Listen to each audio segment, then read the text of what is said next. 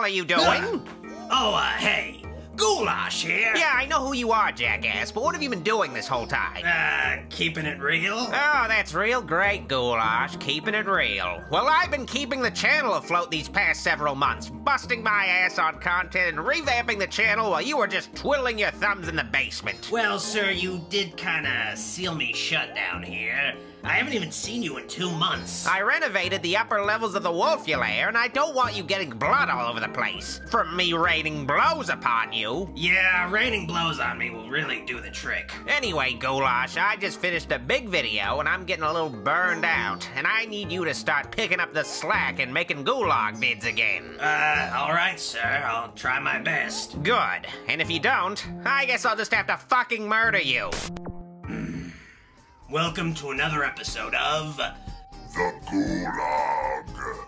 That was my master, Dr. Wolfula. He's usually not that angry. He's usually even more angry. So I think our relationship is really maturing. In my time locked up down here, I haven't had much to entertain myself. Just an old Rubik's Cube with most of the stickers peeled off, and a paddle ball without the ball. Well, those and a Roku stick with a bunch of streaming apps included. It's been absolutely maddening! So with all the time on my hands, I decided to check out the DC Universe app to watch a new original series called Doom Patrol. Now, DC Universe was pretty hit and miss initially. It didn't really have much new content or even classic content, and not only was the comic selection slim, they'd rotate the comics out every week, so you'd literally only have a week to read, like, an entire 50-plus issue series. I don't know what they were smoking when they launched this app, but I'd sure love to have it because it would ease the constant pain of existing. Fortunately, the app has improved. DC Universe has been adding thousands of comics from its backlog to the service, so now it's actually comparable to Marvel Unlimited, but for less money, and with some shows and a few movies. As a streaming service, it still leaves much to be desired, but if you're a DC fan, the subscription is worth it just for all the comics. But, you know, there are new programs to watch, and I've been watching one in particular, Doom Patrol, like I said. I've been watching this show religiously every week. Yeah, DC Universe is one of those streaming apps that drops shows weekly like a network would. Mostly because they don't want you watching the entire thing and then ditching the service completely. Which is fine. I find with binging shows, you can get kinda sick of them. Whereas with a weekly release, a show you're hooked on becomes a craving. Doom Patrol actually takes place in DC Universe's unique DC Universe that it shares with Titans, which I couldn't really get into. Just a little too dark, edgy, and violent for a Teen Titans show to me. But yeah, DC's a master of not trying to make one cohesive universe despite actually owning all of its characters from the beginning. The DC Universe is, I think, like the 7th DC TV or cinematic universe running simultaneously. Oh well, if you're unfamiliar with the Doom Patrol, allow me to enlighten you. Doom Patrol started out as a Silver Age comic back in the 60s, and it essentially dealt with a team of misfit heroes led by a guy in a wheelchair. Now, I know what you're thinking. That sounds a lot like Marvel's X-Men. Well, it's a little complicated. Doom Patrol was actually released a couple months before X-Men, but a comic series, especially back then, took an eternity to plan, make, and then finally publish, so neither can properly be declared as ripping off the other. I mean, it is possible that either is a ripoff of the other, but unlikely, and it's irrelevant. Doom Patrol and X-Men have become very different from each other over the years. In essence, though, the Doom Patrol were dubbed the world's strangest heroes, and they specialized in fighting the odd villains, like a super smart French gorilla named Monsieur Mala, who works for a robot brain. Also, Animal Vegetable Mineral Man. Yeah, that's a real villain, and he does appear on the show. After the register! Now! Now! Now! God damn it! Most notably, Doom Patrol was revamped in the late 80s by Grant Morrison, who, of course, amped the weirdness up to 11 with much more abstract foes and plots that are total mindfucks. Many of the subsequent Doom Patrol runs were more conventional, but Morrison's run is a classic that really did justice to the concept of fucking weirdos as superheroes.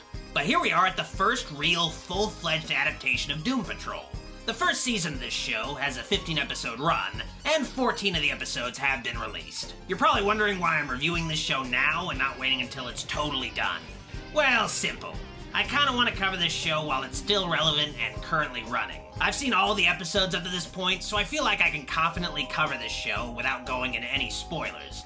I mean, the ending might suck, I haven't seen it, But, you know, it's the journey, not the destination. Now, if you've read the Morrison run of Doom Patrol, you might assume that the comic is totally unfilmable. And you would be right. A lot of the concepts in Morrison comics inherently only work in print. The show instead combines elements of the Silver Age and Morrison Doom Patrol runs and finds a happy, coherent medium between the two, while also being entirely its own thing. The premise of the show is in line with its inspirations. A quadriplegic man named Niles Calder, aka the Chief, brings together a group of misfit metahumans at his mansion and tries to help them find their place in the world. All I wanted was to give you a gentle place to land. A second chance. And I appreciate that. Unfortunately for our unlikely heroes, they end up in the sights of an abstract, omnipotent villain named Mr. Nobody, who is also the self-aware narrator of the series. You don't spend decades tap dancing on hornets' nests and not expect to be stung. And Mr. Nobody kidnaps the Chief, trapping him in a pocket universe. The overarching narrative of Doom Patrol so far is the hunt for Mr. Nobody and the rescue of the Chief. Of course, in order to save the Chief, the group of weirdos have to learn to work as a team, a Doom Patrol. Are you the best people for the job? Hell no. But where are all these guys? And come to terms with their respective hang-ups, all while discovering that the world is hiding much weirder things than them, and that the Chief himself is hiding a past kept secret from his Doom Patrol. Secrets have a cost. Look at what they've cost you. Look at what the search for you has cost them. Totally bizarre, yet solid premise. So, who are the weirdos of Doom Patrol? Well, there's Robot Man, who's appeared in every iteration of Doom Patrol, and is kinda self-explanatory. He's Robot Man, played by Brendan Fraser. Yeah, it's been a while since Brendan Fraser has been in such a prominent role, and I'm not gonna dish about the guy's personal life. He's been through some rough stuff, but at least he's starting to bounce back, and he's well suited for this role. I can't hold a memory. Everything's fractured. Everything's bad. Robot Man was once a race car driver named Cliff Steele, who was a bit of a white trash scumbag and, much like Pro Jared, unfaithful to his wife. But he was a caring father, at least. Unlike Pro Jared, who thankfully does not have children, that we know of. Unfortunately, he and his family ironically got into a car wreck. Supposedly, only Cliff's brain survived intact, and the Chief placed it into a robot body. The accident was a few days before her birthday, and I was so angry by then. As Robot Man, Cliff is a bit of a lowbrow dumbass, but after decades of grief, he has a lot of heart. Not really, though. He's a robot. Robot Man's main motivation in the series is his search for his daughter, who supposedly also survived the car crash. Then there's Rita Farr, played by April Bowlby, aka Elastawoman. Yeah, her name in the Silver Age comics was Elastigirl, which is the same name as the later character from Incredibles. It is so important what you're doing, Cliff. But you know, there's always tomorrow. What's Drinky's deal? Rita was a Hollywood starlet of the 50s until she was somehow mutated during a shoot in Africa, which caused her to become hideously deformed. You're probably wondering why she's hot. Well, she received elastic powers, but when she loses her composure, she can turn into an uncontrollable blob. Also, because of her extremely fast metabolism, she eats a lot, like she's Shaggy from Scooby-Doo. Dr. Wolfula made me make that reference. It's just nerves. Every performer with their salts gets them. It means you care. Rita might be the most changed character in this adaptation, and that's a good thing. When the Doom Patrol was killed off in its original run, for years, Rita was unfortunately the only character from the original roster not brought back to life. Rita, as is in the comics, just didn't really fit in with the weirder direction Doom Patrol went in. She was stretchy, but still an attractive lady without any psychological issues. Not a freak by superhero standards. Having Rita on the show turn into a grotesque blob against her will is a good twist to her character and makes her feel at home in the Doom Patrol again. Person with an arm is me. It also works as a commentary on body dysmorphia and the Me Too movement, with Rita being a former star grappling with body image issues and how she was mistreated by the Hollywood elite. I also just really enjoy April Bowlby's performance as Rita. She plays up the character as this stodgy, old-school actress. Blow your lips like a horse. No lips. Part of why I'm nervous. Right. The only issue is that her character hasn't quite been explored as much as the others, but there's still plenty of time for that to happen. Rounding out the trio of original Doom Patrol members is Larry Traynor, played by Matt Bomer, aka Negative Man. I flew airplanes. Negative Man was a pilot in the 60s and flew an experimental plane in Earth's atmosphere, but he didn't account for weird space radiation. Nobody ever does. So Larry's plane crashed, yet he survived, but incredibly burned. Also, Larry became possessed by an entity called the Negative Spirit that has a mind of its own, and when it leaves Larry, his bandaged up body goes totally limp. Not the most fun superpower. Negative Man is a loner and is the most reserved member of the Doom Patrol. Larry's been like this since before his accident. He's gay and had a lover in the Air Force, but also had a wife and kids. Part of Larry's story is him finally coming to terms with his identity, and I think it really ties in well with his powers. There's this side to him that he doesn't totally understand and isn't comfortable with. The last person I ever touched was John Bowers. I loved him, and I drove him away.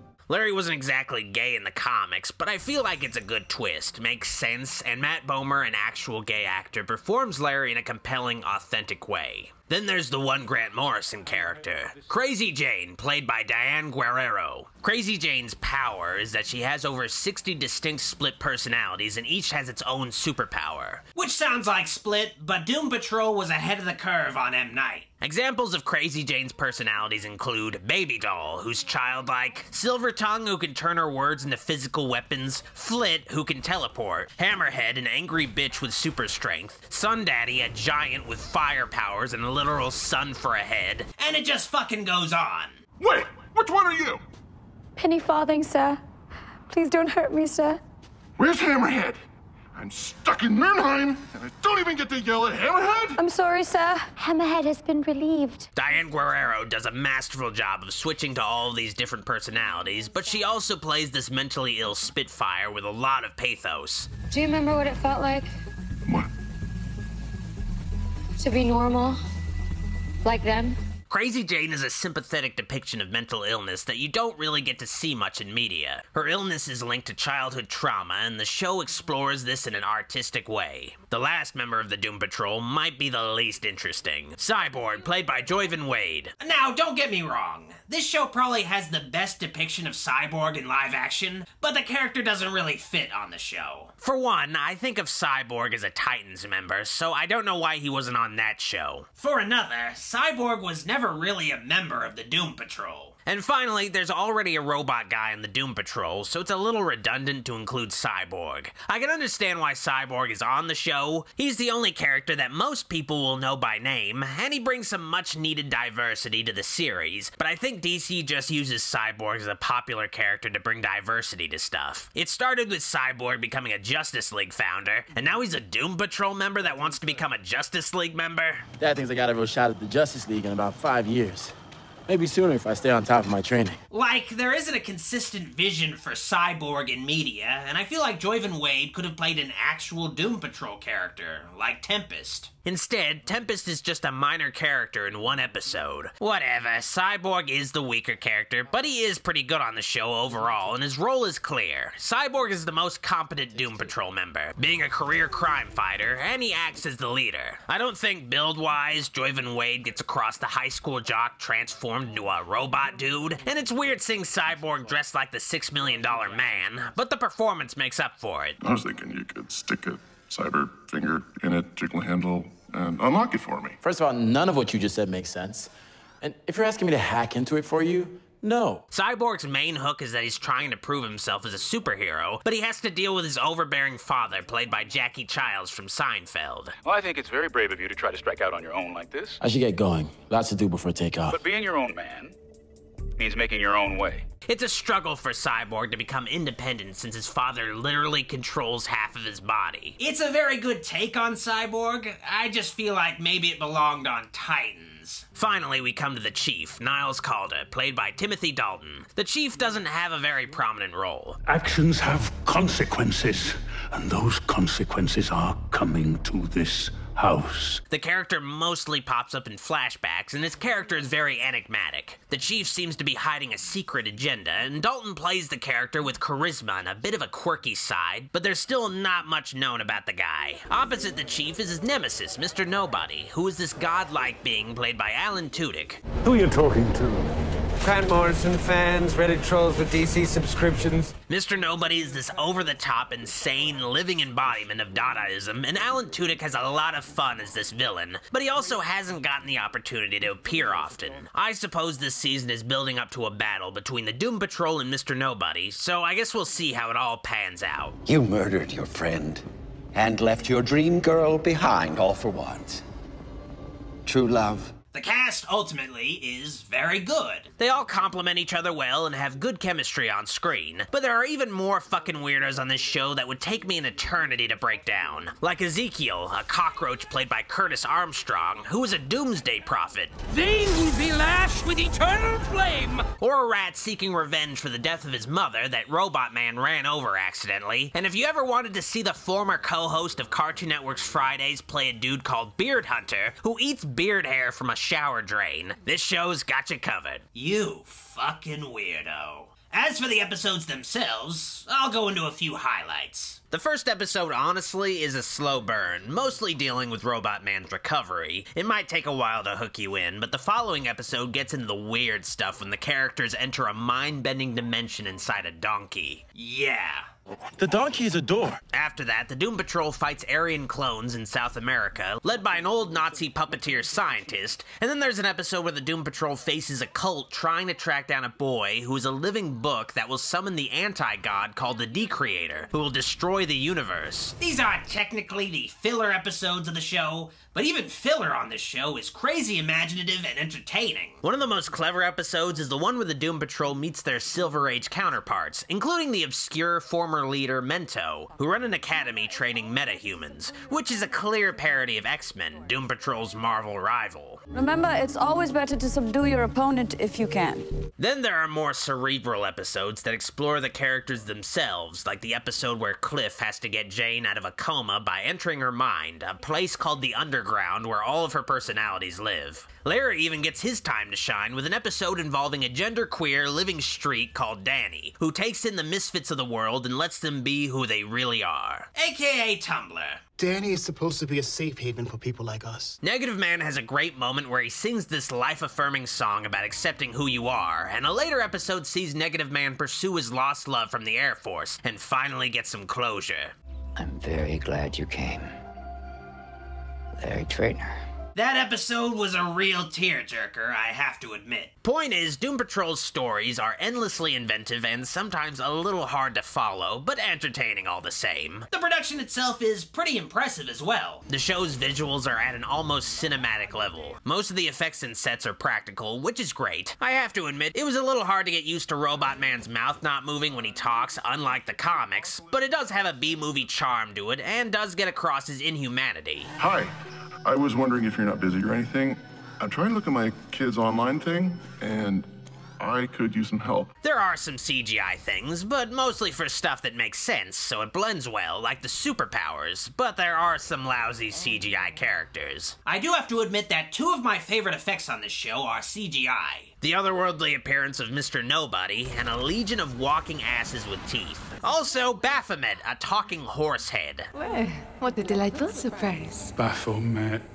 Overall, Doom Patrol has some really great, memorable costume, makeup, and set designs, too, that really help it to stand out amongst other superhero productions. The show itself isn't action-packed. It's much more like a sitcom with superheroes exploring their minds, which I appreciate. But the show even has a few great action moments here and there. Tonally, I have to say that this show feels like a spiritual successor to Ash vs. Evil Dead, and I really hope that Bruce Campbell makes a guest appearance in a future season. If you liked Ash vs. Evil Dead, I think you'll enjoy Doom Patrol. Also, the score and especially the soundtrack are great. Very good music selections on this show, I gotta say. Now, not everything about this show works. The first episode has some brief but pretty graphic sex that feels a little out of place with the rest of the series. You'd think you were watching superhero Game of Thrones, but none of the other episodes have this. Except for one. Heard you the first time. Are you a raving douche? Hello, Hammerhead. Good to see you. Fuck off and die, Rita. Also, I feel like the show overuses cursing. Like, the comic characters weren't really this profane, and I think it's just to highlight that this is an adult superhero show. But at least it's just Robot Man and Crazy Jane cursing most of the time. If we don't get our shit together, right here, right now, Mr. Nobody is gonna fuck us. He's gonna fuck us in our brains, he's gonna fuck us in our hearts, he's gonna fuck us in our souls. It makes sense for them. Fuck. It's also kind of weird how all of the characters seem to be immortal, living youthfully for decades, and I'm not totally clear on how. From the Journal of Niles Calder, 4th of December, 1913. At the end of the day, though, Doom Patrol is a solid and unique series. It's a little rough around the edges, but the show offers a great first season that's worth watching, featuring characters that are an uncommon sight in the superhero genre. The show isn't quite as weird as Grant Morrison's comic run, but it works for TV and blends the Silver Age incarnation in very well. I think fans of the comics will be pleased by the results, but I hope this show manages to find an audience because it's gonna have a hard time on the DC Universe app. DC, unfortunately, is a bit niche compared to Marvel, which is a shame. How would you rate Doom Patrol, Dr. Wolfula? I give it walking asses out of a talking horse head. Solid rating. Damn straight. What do you folks at home think of Doom Patrol? Have you seen it? Let me know in the comments below. Alrighty, time for me to answer another question for Ghoulash. That's me! This question is from Coolfiend, who asks, will I ever be doing another installment of Anthol? Oh, jeez. That's part of the plan of relaunching this series, so if you have a notable anthology show episode you want highlighted, let me know in the comments below, along with any other questions you might have. Now, if you liked this video, like it, but if you loved it, subscribe to Dr. Wolfula for more, and click the bell for notifications on future uploads. Also, follow Dr. Wolfula on social media on Facebook, Instagram, and Twitter at Dr. Wolfula. And finally, if you can, support the channel by pledging to Dr. Wolfula's Patreon, which will help expand our content, and you'll get some bonus goodies for the help. Anyway, I've been Ghoulash. I'll see you on the next installment of the Ghoulog. You fucking weirdos. Critics, what do they know? They're gonna hate this show.